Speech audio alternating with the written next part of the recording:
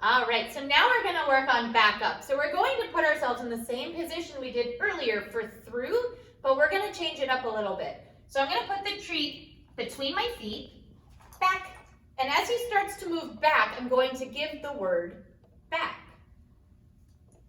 Take it, back, good boy. And he gave me a lot more of a back.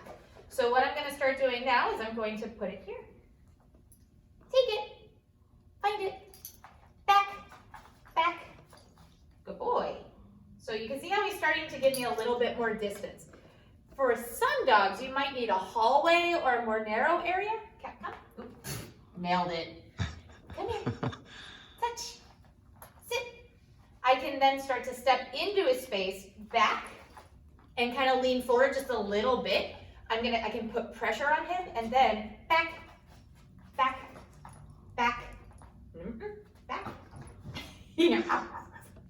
Back. Good boy. Touch. Sit. Back. Yes, good boy. So depending on where your dog is, if you feel that they would work, I'm not putting a ton of pressure. I don't want to like walk all the way into him and really stress him out. Touch. Good boy. Back. Yes.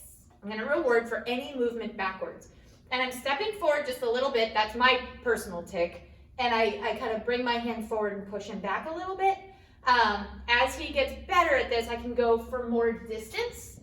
Or I can add some more distractions around us. So if I was doing disc dogs and I needed a dog to back up, the distraction now is the disc that I have. They have to move away from it in order to get it, which is really, really hard for some dogs. So again, between my feet, find it, back, good boy. Or sit, back, back, yes. Any movement backwards. So you can play around with those concepts. That's how you're gonna start to get getting them facing the same way as you are and backing up through your legs, which is a really hard skill because they have to understand back and through. And they're also not looking at you when they're doing that behavior. So if you're looking at it in terms of difficulty, the backing up behavior when they're facing the same way you are is really, really hard. So if you start with them looking at you and getting the concept of back at a very foundational level, they will start to understand the concept of it, and then you can play around with it a little bit more. So why don't you work on that this week too? And now we're gonna cut, we're gonna add spin, object discrimination, and upside down settle, and then we'll call it good.